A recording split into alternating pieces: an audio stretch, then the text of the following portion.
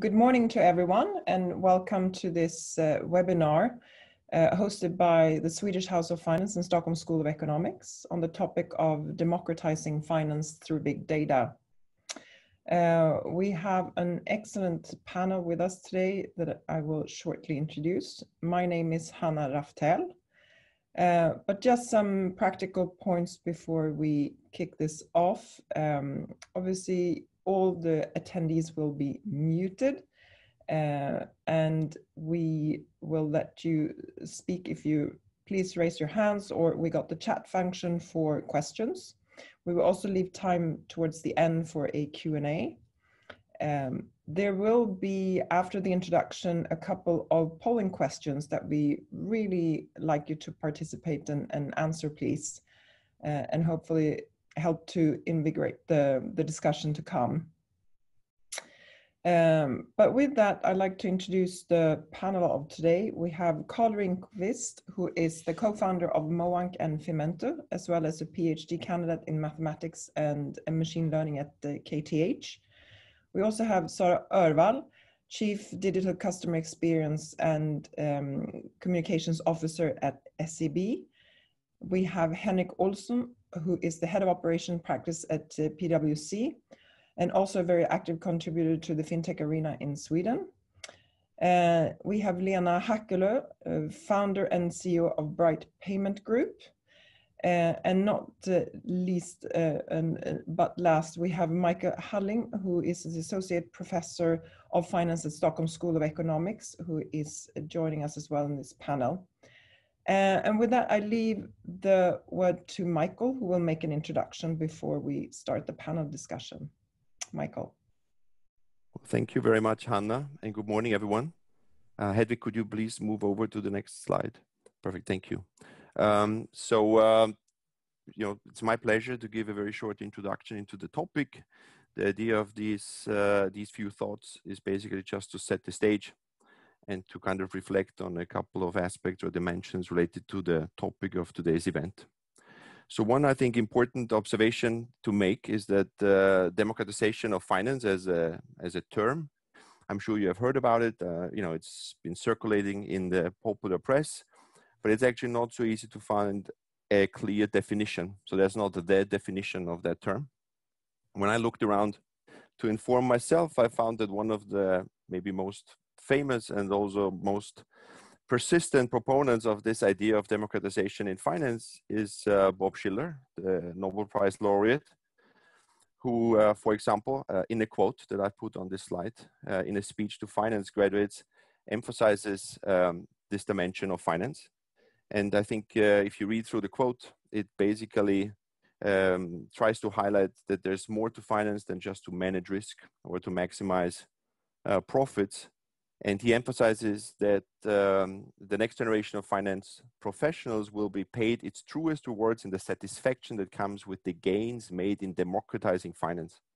And then he offers, I think, his perspective on this term, and it's about extending the benefits of finance into corners of society where they are most needed.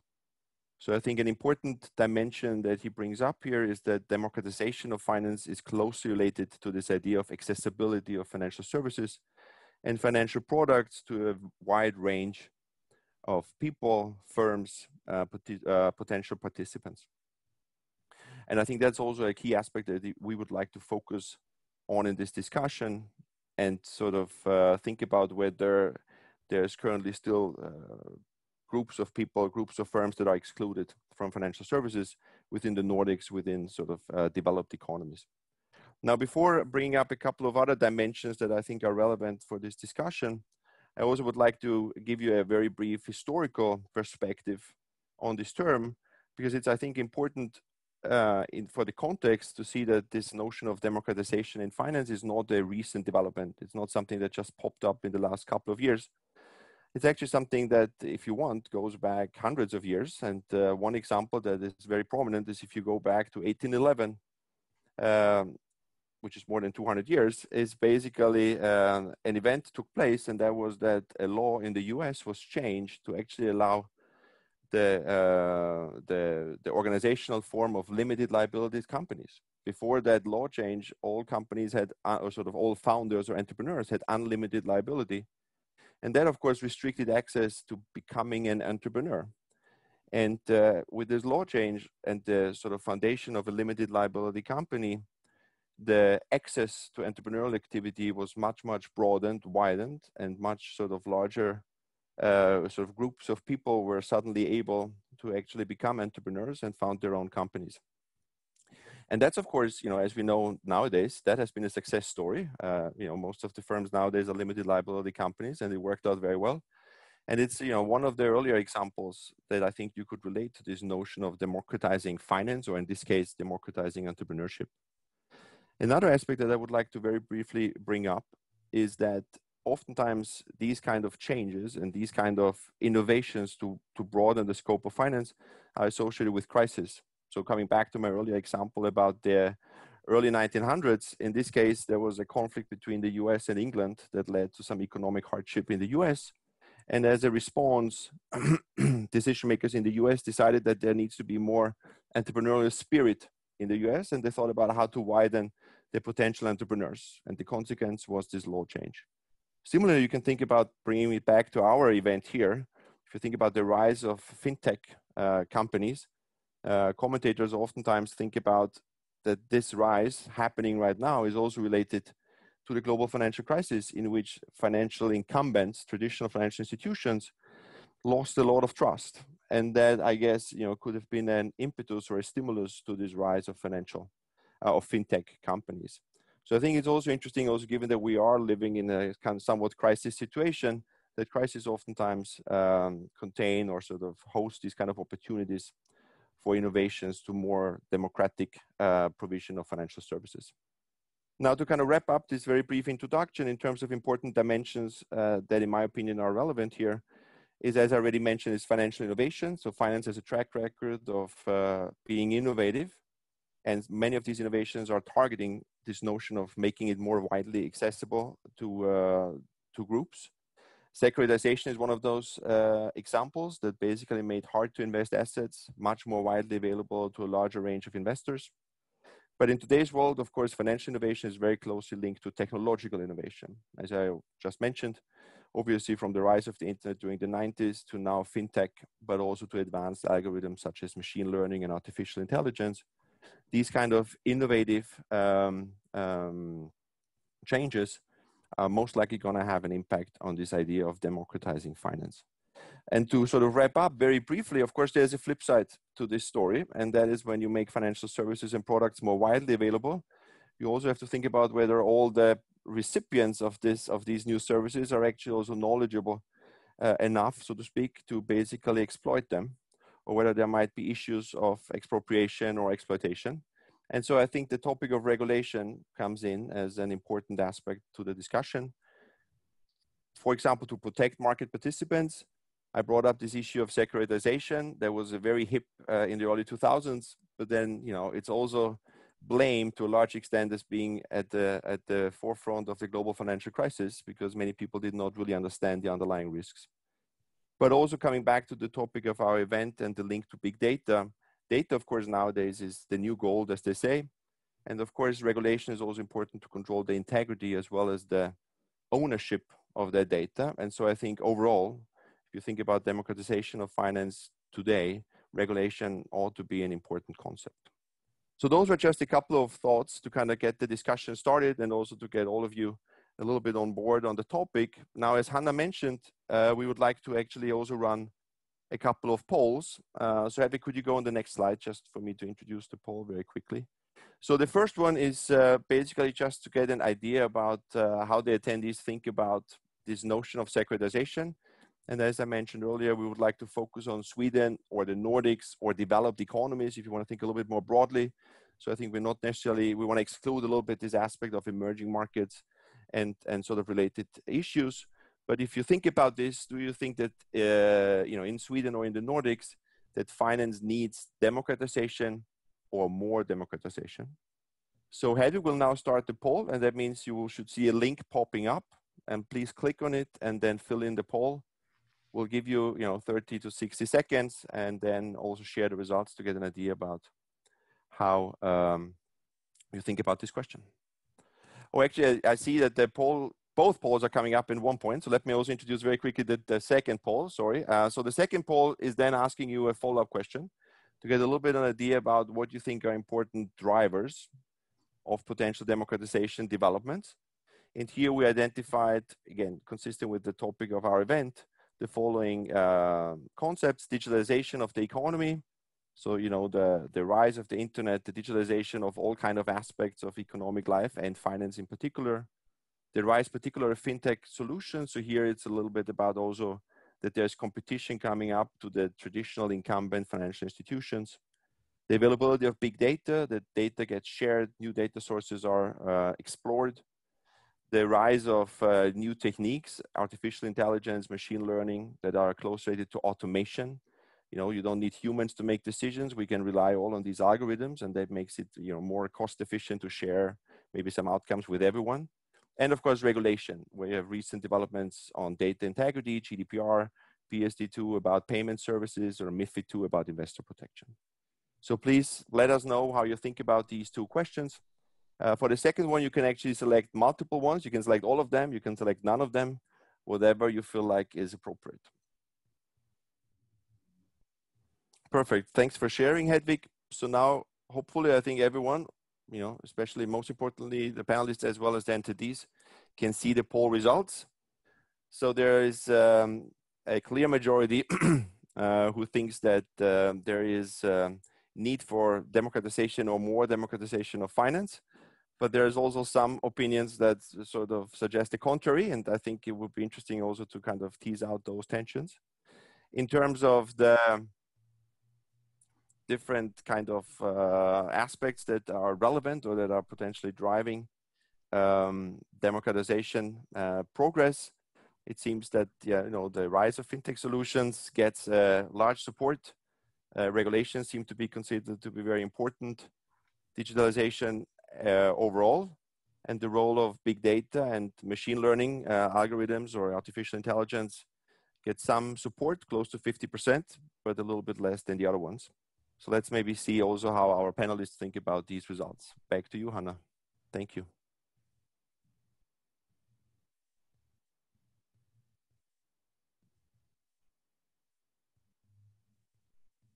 Thank you very much, Michael, for that fine introduction, and thank you, the audience, for participating in the polling.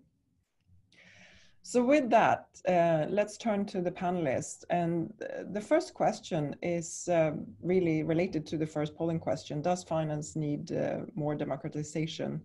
And perhaps we start with Sara on this topic. Thank you, Hanna, and thank you for the interesting presentation and the poll results. I think on that question, the obvious answer is yes. And from a sort of more recent point of view, I think the question has grown in importance in most countries. What we have seen the last 10 years is that the distribution of wealth linked to capital, the importance of that have just continued to increase. The growth of wealth the last 10 years nearly only comes from capital. So at SEB, we've spent a lot of effort trying to work with financial equality. And the reason, if we just stay in Sweden for a little bit, I think it's interesting to see that in a country where we sort of praise our equal opportunities, we see that only 33% of all stocks are owned by women. We see that 25% of all properties are owned by women, and only 15% of land is owned by women. So if you then sort of understand how the wealth has been growing the last 10 years, you can see those divides just increasing. So only looking at women and men, which is of course not the only parameter to observe, we still have a huge problem in this very country.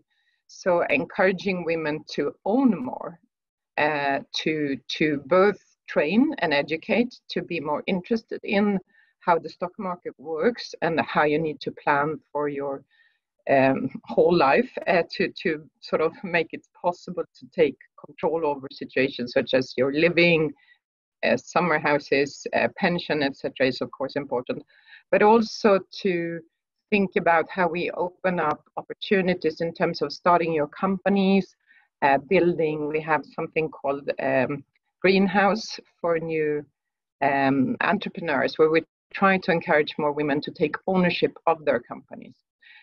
So there is so much you can do in your sort of own vicinity.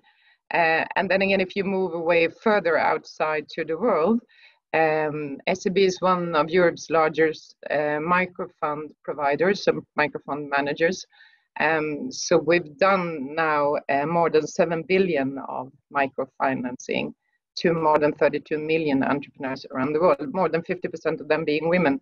However, to just follow up on Michael's comment, when looking at research on microfinance, we see beautiful results in some funds, but we've also seen in other funds that you do sometimes run into problems dependent on the mechanisms, that people actually get very dependent on those loans. And if you're not careful and mindful of what you do when you open up accessibility, you may end up in a problem where people are actually stuck in endless borrowing.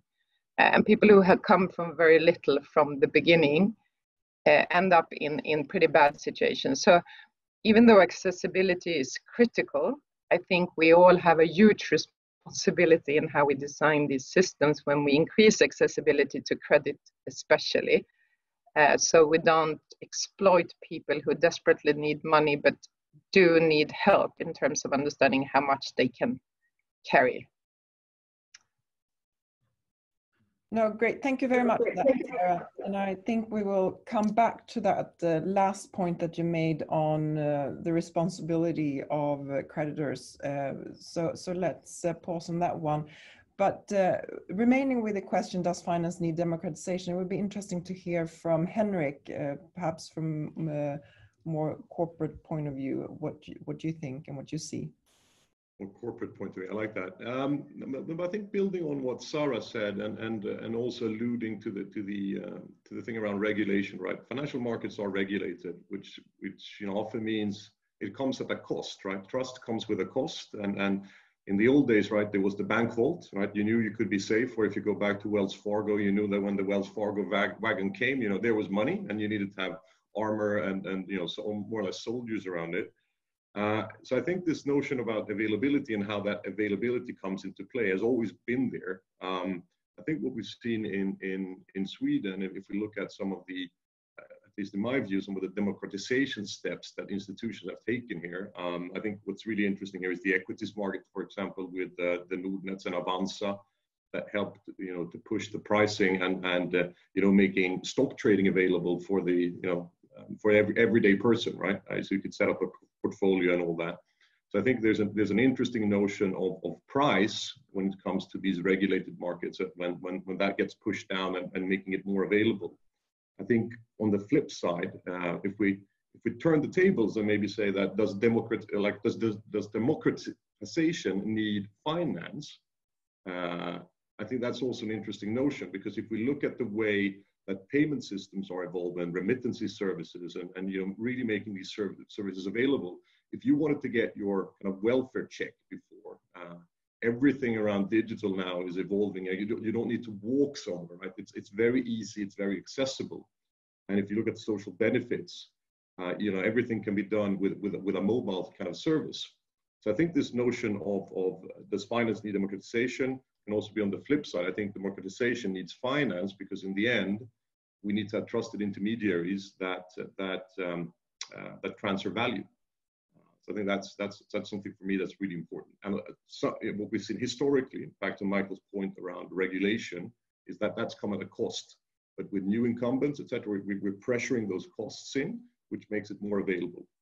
Of course, also back to Sara's point, it's almost like a superpower, right? That trust comes with great responsibility. So we need to make sure that the people that are using those services don't get exploited. So I think those things are important. No, fantastic. And thanks for that. Perhaps, Lena, you can tie into, Henrik was into the payments, right? And since you are in that space, you can take it from, it would be interesting to hear from your point of view, what you see. Yes, my background, of course, is primarily in fintech, so I come more from the challenger side of things. And when I think of democratization, I primarily think of enabling consumers, but also businesses, to take more informed financial decisions based on greater transparency into the options that they have. And that is what I think has primarily been the contribution of fintech players or even payment players in allowing basically a wider view on what is available on the market. So for example, if we stick with sort of the aspect that Sara brought in terms of consumer lending and giving people credit, a couple of years back, if I wanted to take a loan, I probably would have had to go to numerous banks and take numerous in-person meetings to understand what options I have. Today, all of those options are available to me as a consumer with one click online, and I get a perfect comparison of who is willing to lend me money and at what rate.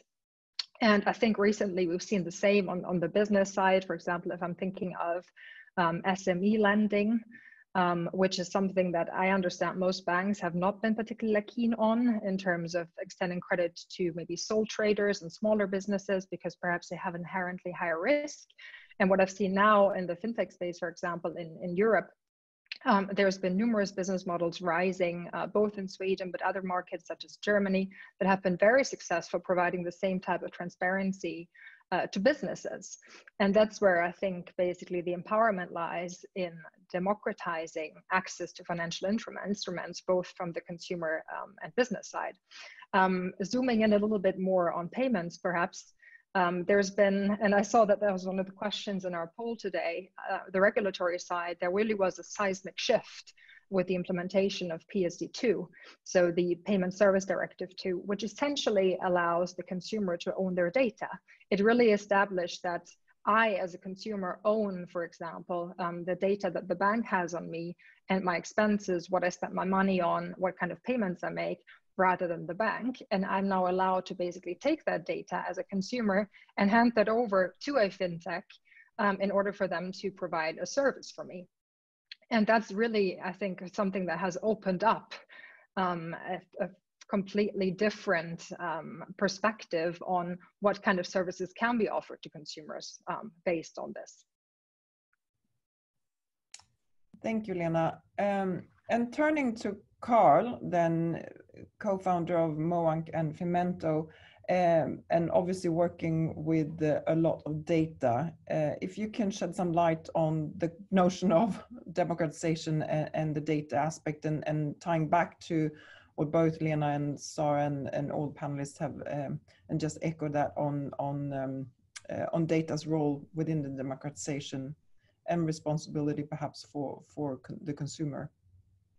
Yeah, thank you for having me, and thank you for the introduction and the interesting answers to the interesting questions before me.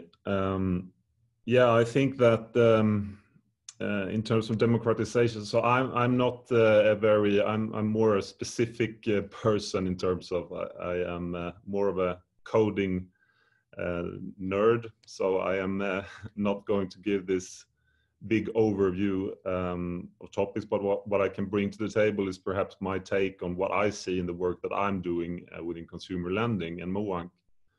And I definitely agree with the previous speakers that it is a big responsibility there. I think in terms of democratizing the Swedish consumer lending market, I'm not sure that we need I mean, we can all agree that these services are very available, that you have very much loan alternatives to go to if you're a consumer today. So when I think about democratizing this market in Sweden, I think very much about actually democratizing the right to a no answer very much, because I think that the credits, it's too much credits given out on too loose terms today. So I definitely agree that there is a big responsibility in this rise of accessibility that is happening. And in terms of data playing a role in this process, I think it is very important. I think part of the problem that consumer loans are too accessible is that data hasn't been available to the extent that it is today.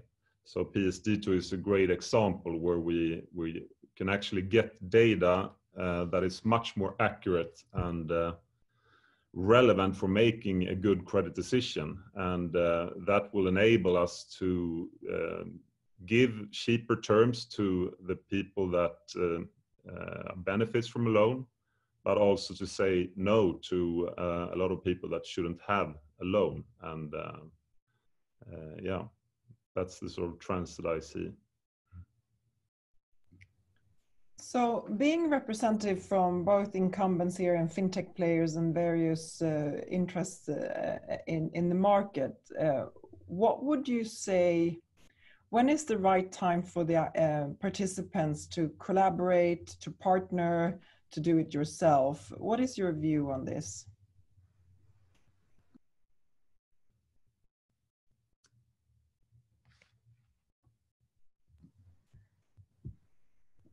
If Henrik, would you like to start on that? Go. I think, I mean, we're more connected than ever. Ecosystems are so important. A lot of the services, especially the financial services, are, they're very bundled.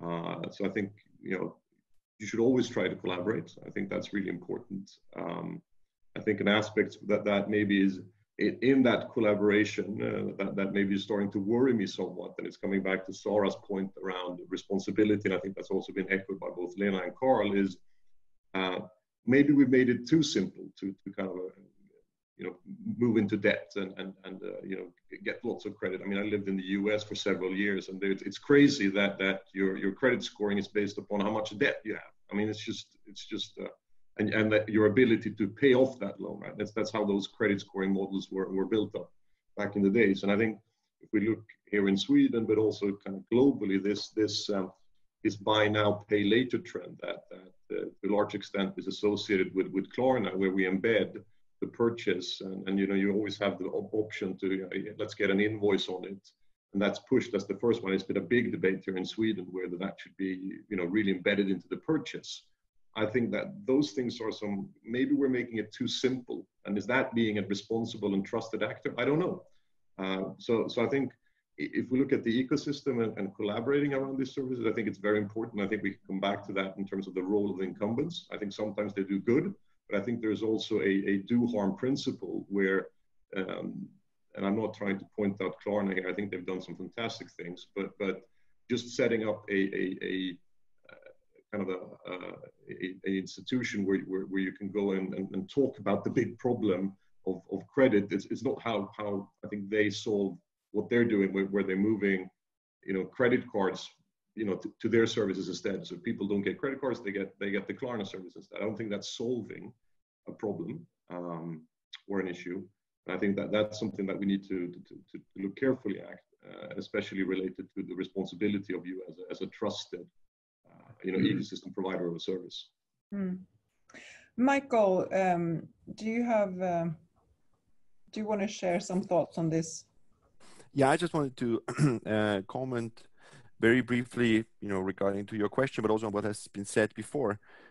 Two aspects. I think the first one is that, of course, regulation comes at the cost, right? So I think, and that's a common theme in those kind of discussions, of course, to lower barriers of entry, to lower fixed costs for entrepreneurial activities, other kind of decisions. And regulation is always going to create huge barriers of entry, and it's going to create huge fixed costs. And we know that the regulation that banks are facing is enormous. But of course, there's also motivation for this kind of regulation. And I think one question to keep in mind when you also think about collaboration and competition between fintech and incumbents is, of course, whether they are currently operating in the same kind of playing field, so to speak. Because of course, as a bank, as a financial institution, you are facing other kind of regulations than if you are a fintech startup that basically tries to operate in a niche market and somewhere at the intersection between providing financial services without having all of the burden of being a financial institution, which is fine, right? It creates competition, but of course it's also something that one has to think about in the long run. How is this going to play out? And I think coming back to what Carl said, I think that's obviously, I could not agree more, right? That these kind of, for example, credit decisions have to be made on a good foundation, and sometimes you have to say no.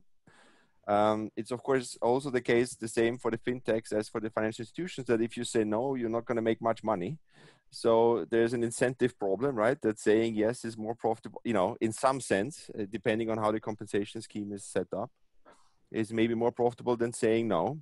And so the question is a little bit, I'm not sure whether there is whether I see a fundamental difference between the fintech's probability of saying no, so to speak, compared to financial institutions saying no. I think that's more of a general framework that you have to set up, you know, not necessarily through regulation. I think history has told us that it might not, you know, markets might fail in that respect to some extent. But I think it's something to keep in mind, whether I don't, you know, judging from my current perspective, I don't think that there is per se something that makes a fintech more likely to say no than a financial institution. I think, you know, in that sense, I think we also need to think about what's the long-term consequences. Mm. Lena, share with us your thoughts on this. Yes, I was just gonna go into the question that you asked regarding the cooperation of banks and fintechs. Partly, of course, because I'm biased, because I'm in the field of instant bank-based payments. So what we offer are allowing you the possibility to pay directly from your bank account. So it's particularly close to my heart. But generally speaking, I believe that this cooperation is already happening today very much. And I think that the reality that we live in today is that a consumer, in all likelihood, will have a relationship with a larger bank as well as with a fintech. And that could be Klarna, such as the example that we've just heard. It could be a sort of a lending provider, such as what Carl is, for example, offering. But what I have seen in Europe, basically, there's various neobanks, but in my view, the reality is that none of them have been able to fully replace a traditional bank. I don't know anyone who doesn't have a bank account with a larger bank, because none of the fintechs, in fact, offer salary accounts today. What we've seen in the fintech space is fintechs targeting specific profit pools on the banking side, whether that's consumer lending or basically any other smaller sort of specific service. I haven't seen a full replacement yet of a bank. And arguably, of course, we talked about Klarna, as I said earlier, they have a full banking license. Perhaps that is their strategy in the future, but certainly the reality that we live in today is that there's very much still a codependency between these two actors on the market, at least in my view. And when it comes to the consumer lending piece, I couldn't agree more. That sort of the debt ratios that we're seeing in the Nordics, but also elsewhere in Europe, are definitely worrying. And ultimately, I think what that boils down to is, of course, the risk appetite of specific institutions. And what you have there, I think, is a spectrum anywhere from responsible consumer lending players all the way to maybe payday loans that lend at very, very high rates and have maybe a much higher risk appetite. And then the question becomes sort of, how do you regulate that market? Because there will be, of course, consumers of all aspects wanting to borrow money at different rates, reflecting their risk ultimately. But on the back of that, and the comment that Michael made, then, that it's as tempting for fintech companies, right, to lend in appropriate times, perhaps as anyone, right? And if the temptation is there, in your view, Lena, and then also Carl, what is the way forward on that point in order to protect the customers? Well, I think that data plays a big part of that, absolutely. I'm not very keen on regulating this market even more because I think it is extremely hardly regulated as it is, and it should be, and I'm all for that. But I don't think that further regulation is actually going to solve that particular problem. You could actually see that regulating a market too hard can actually have unintended and not wanted consequences. For example, when you put this much pressure on banks, you raise the costs as well. and it can actually result in pushing banks to taking more risks and being more expensive, as an example. So I think that data plays a very nice role in this, and I agree that there is nothing that is saying that a fintech company is going to do this better or be more responsible than the banks. I think the banks are actually really, I mean, the incumbent big banks in Sweden, they are very responsible. Perhaps the ones that are actually the most responsible in the market today. So yeah, I take it.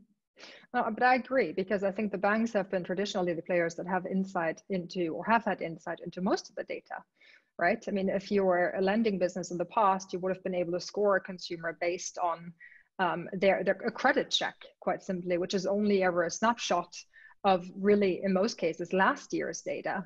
Whereas a bank would have been able to see exactly what consumers are spending their money on and at what pace they may be paying off other loans. And in theory, at least, take decisions based on that. And that's where I think Carl's point comes in. For example, with PSD2 and account information services, fintechs can actually get access to that data today and then start basing their credit decisioning on that data, rather than just getting a snapshot that might be several months or even a year old. So definitely, I think that contributes to more responsible lending in the end. And now, letting one of the incumbent players in, Sara, what's your view on both I would love to hear both on the regulation, but also collaboration with fintech, and not least data. Huge topics. Yeah, 3 big topics. Thank you.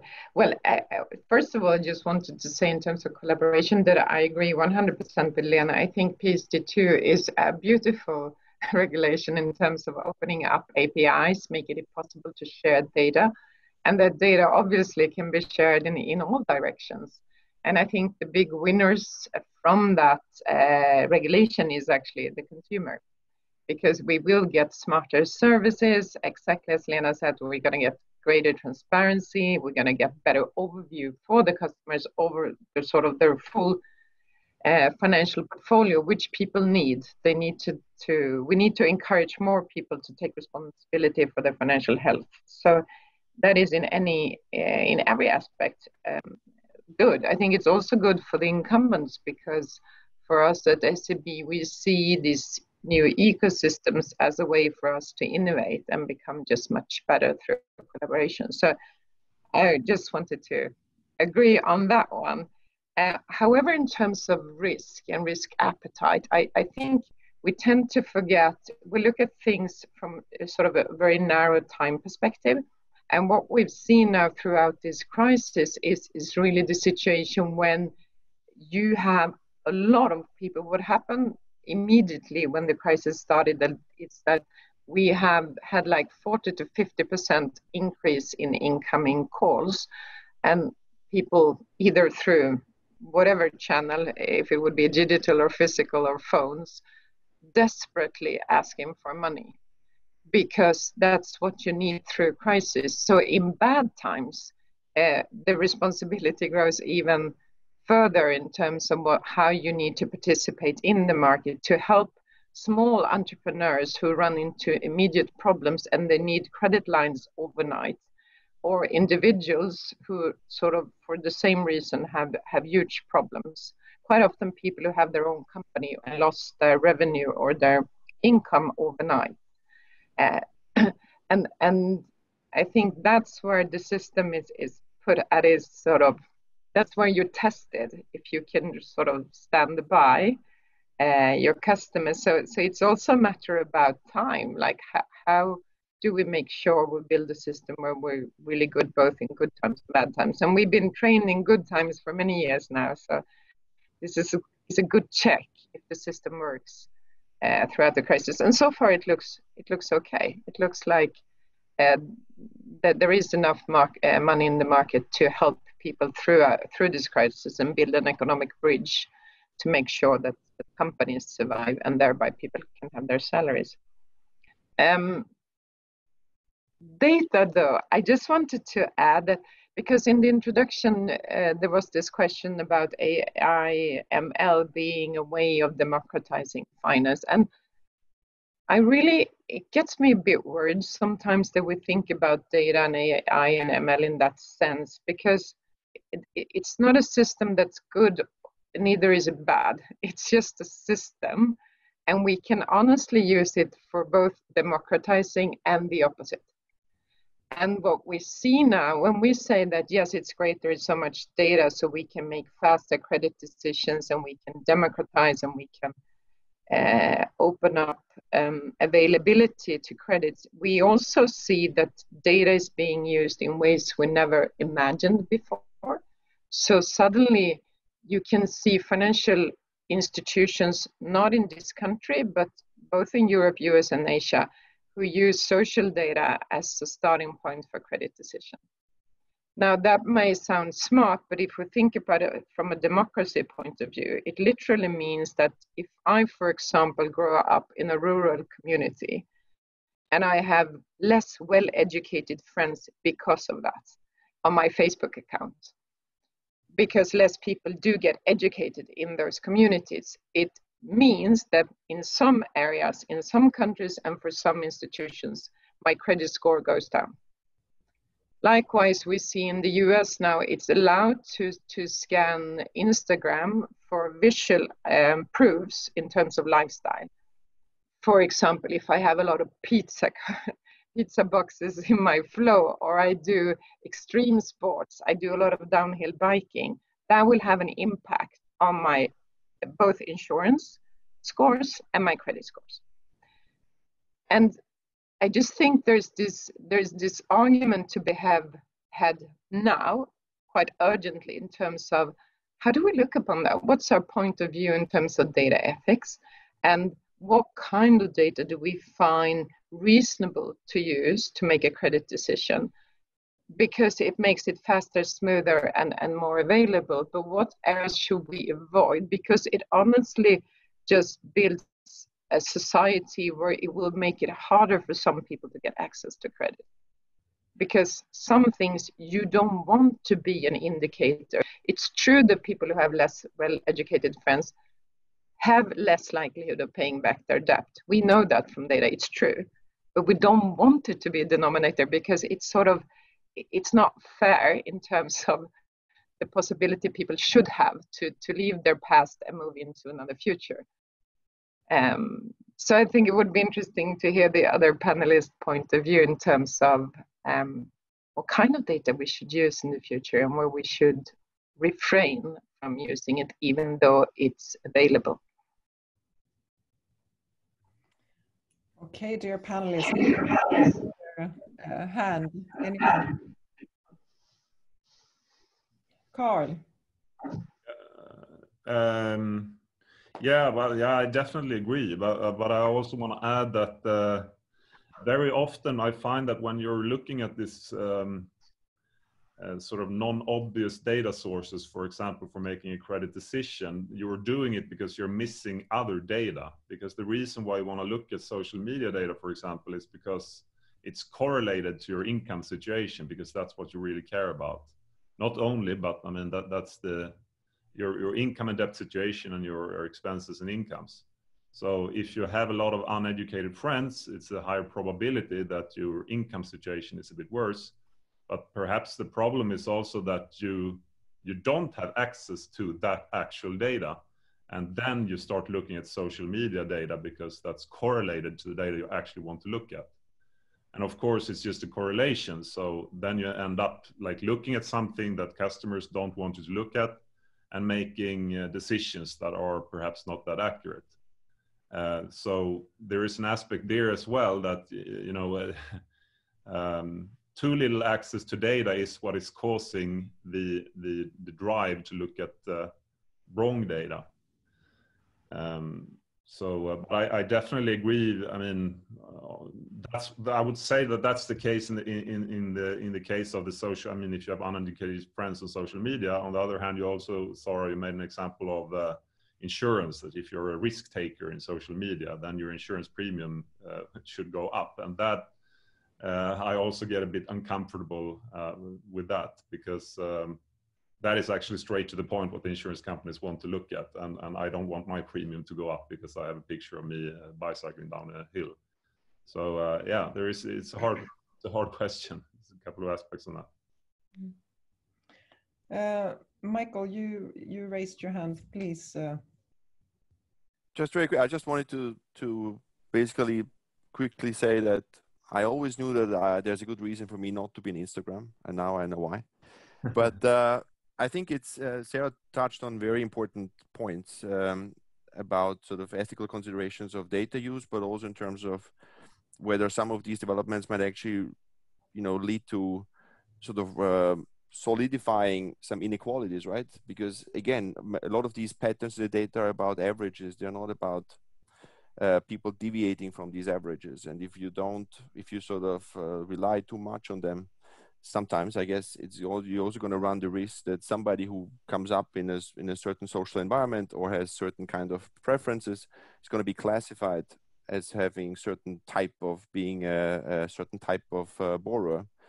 And then if there's no mechanism to allow these people or these kind of firms to kind of explain the situation and sort of make arguments that they deviate from the standard norm, but that they're different, so to speak, it's going to become, in some sense, like a self-fulfilling prophecy that any kind of patterns or biases that are inherited in the data are just going to play, it's just going to be re-emphasized. And there's many evidence also in other aspects that racial biases, other kind of biases are, so to speak, just showing up, even though they are prohibited, but that these algorithms try to pick them up because some of these patterns end up being in the data because of whatever happened in the past. But then if you rely too much on it, it becomes a really tricky challenge. And it also becomes very tricky to regulate these kind of things, to actually intervene, because it's complex. And so I think that's a very good point to bring up and to keep in mind. Fantastic. Sara, did you want to add something to that before we dig into some of the questions that are coming in?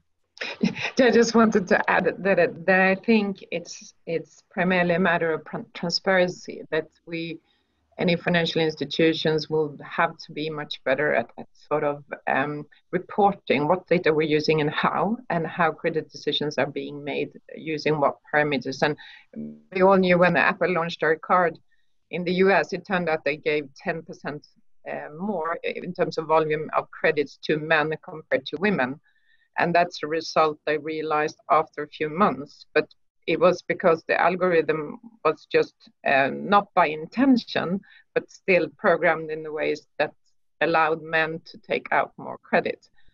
And I think this is just a growing concern that we may end up with those sort of hidden biases that will take too long to sort of understand unless we proactively ask for more transparency in this area.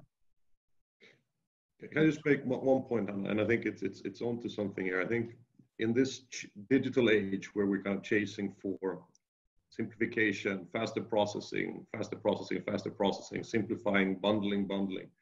To Michael's point, right, these services start to become so complex. So how do you actually regulate them when there's so many, information flows, data flows? To Sara's point, right? What kind of transparency and credibility have we got when we collect data from all over the place? Can we trust it? I think this notion around data ethics in our chase for simplicity and faster, bigger, I think it's so important because it will play a foundational role in the way that the finance system 2.0 or 3.0 will be designed. I think if we don't get it right, if it's way too automated, we're going to end up in something that could potentially be very unequal and maybe not trusted and not very transparent. Now, we actually had a question on that said, Sara, very good comment, right? And for bringing this point up. And there's another recent example outside finance, though, but with the UK schools where AI and ML sort of algorithms caused a huge storm in the UK, right? When it comes to the graduates. So that's kind of exploring the dark side, I guess, if we call it that, of big data, right? And I think we've been into, and we can come back to that.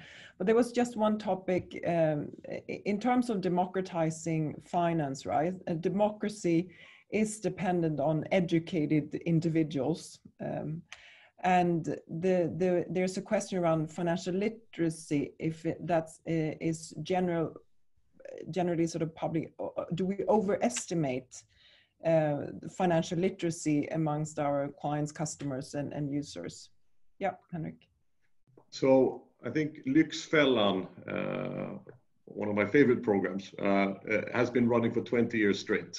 Why do we need to have that? And again, I think so some of the points that they're making there in terms of why don't we educate our people already from high school or in there's graduates in this, right? It's maybe way too late, right? I think it needs to start a lot earlier. But for me, the notion of Lyxfällan being around for 20 years shows that that this probably we are overestimating it. And Sara, it would be interesting to hear your view on what role you see SEB and the incumbent banks take, because I've seen some stops, but it's always like do the click, do an online survey and look, you're financial literate, and it kind of stops there. But what more can you guys do, you think, in terms of bringing more financial literacy? Yes, I think we have a huge responsibility. I mentioned this financial equality campaign. We're taking it very seriously because I agree 100%. We need to increase that is a very important democratic point of view.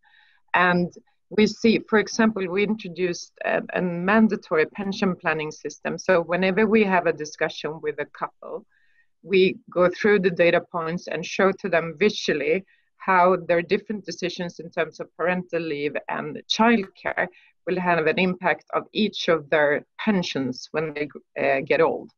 And it's such an eye-opener. It's an easy program to do, but most people don't think about that if the woman stays at home 1 year and then works 80%, this is the end result. And if you can show that to people up front, you can also give a product that sort of distributes the money amongst the couple, and you've solved it. And I just think we have to be so much more proactive in that sense to help people understand the consequences of their financial decisions. So literacy is not only about training like a theoretical model. I think financial literacy in the products. And that's the beauty of data today. You can visualize this is how things will turn out if you act like you do today. But then to just not put all the burden on ourselves, there are so many countries in the world where financial literacy is a part of school programs. And there's a reason for that, because we know that increases people's possibility to take active control over their finance. So I really think that would make sense also from a Swedish point of view to introduce that much earlier in schools. No, thank you very much. We have another question here. How do you see big data coming into play with introductions of e-currencies around the world? And how do governments and central banks introduce these products, and what kind of protection can they put in place? And what impact would you predict when a government has access to purchase information? Anyone? Sara, do you want to continue? See you nodding. Yeah, it's a very interesting question, but it's difficult to answer though because it's at such an early phase. We see a huge interest in digital assets among investors around the world. So not only from individuals using Bitcoin, but all sorts of digital assets. So that will definitely be growing, and then it will be digital assets such as new equities, other types of assets that we've not seen before. But in terms of redistributing wealth or democratizing, it's once again just a tool. I don't really see, we can use the tool in that sense, but I'm not sure it's the best method to use. And in terms of transparency, meaning that governments can look into your financial behavior, I think that's a broader question than just cryptocurrencies in itself. As it is now, cryptocurrencies has been used to hide your financial behavior. But then again, as most people know, as a bank, you fight very hard against financial crime.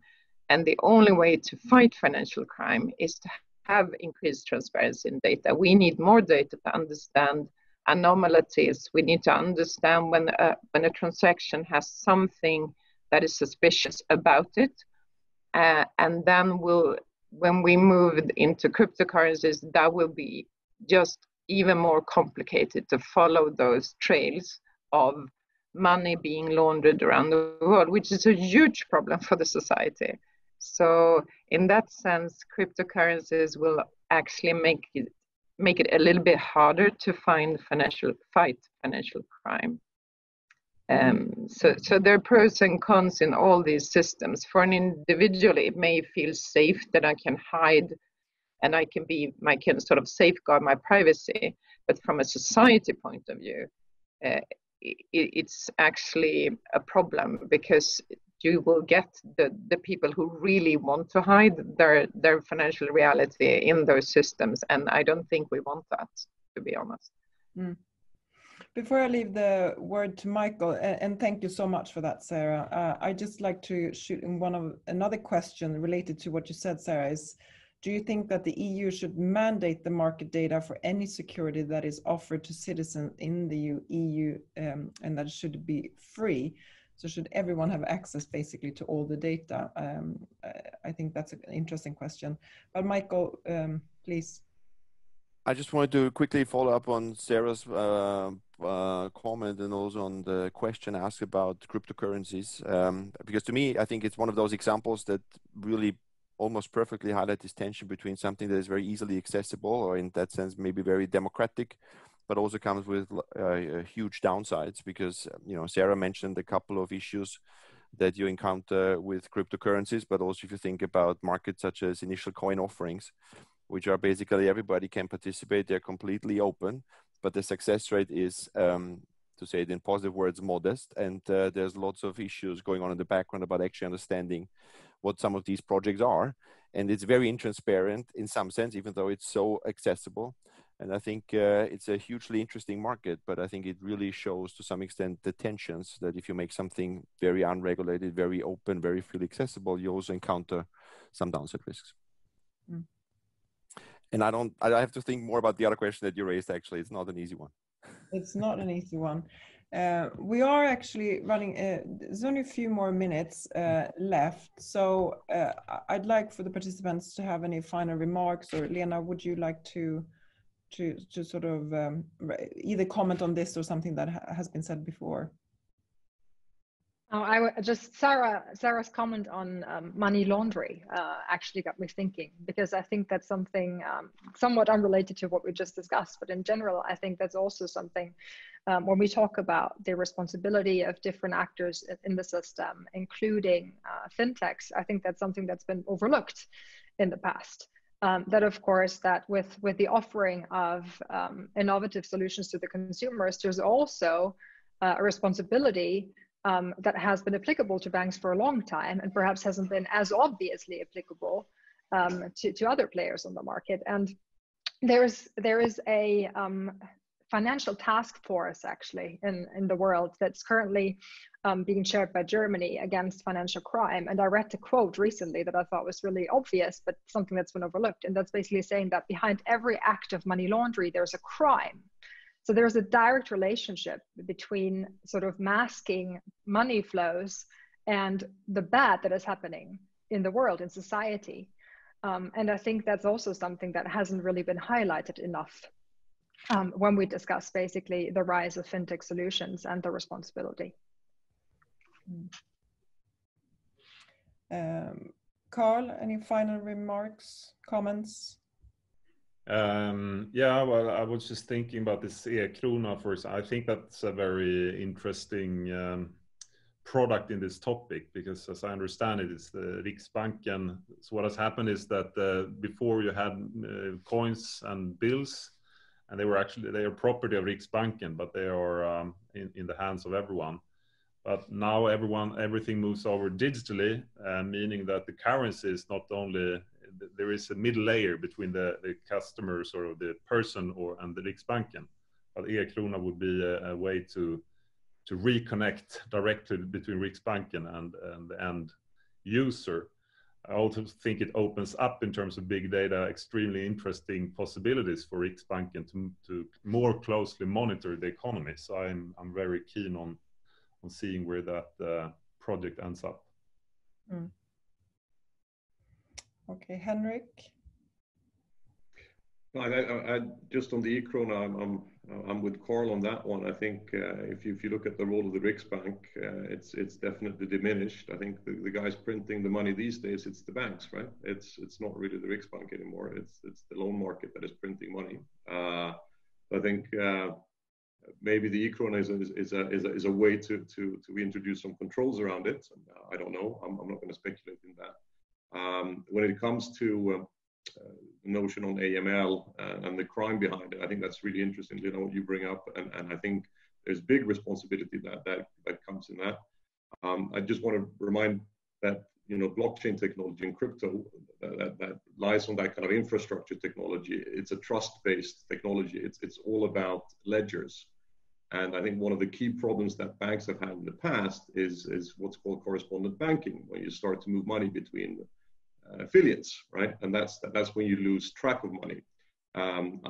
Anyone can go in and look at the ledger of Bitcoin and trace it back, all the blocks. You can see every transaction there, transparent. You can go and try it yourself.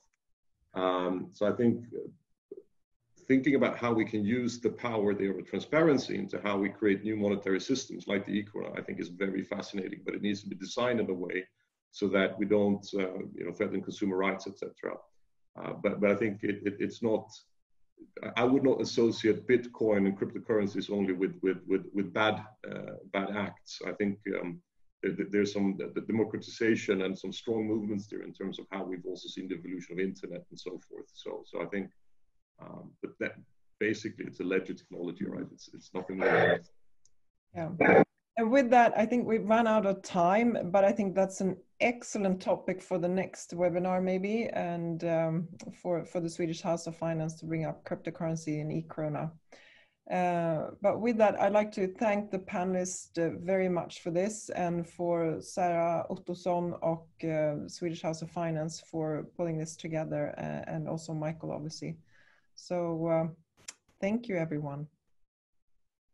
Thank you. Have a good day. Stay dry. Thank you. Thank you. Goodbye. Thank you. Bye.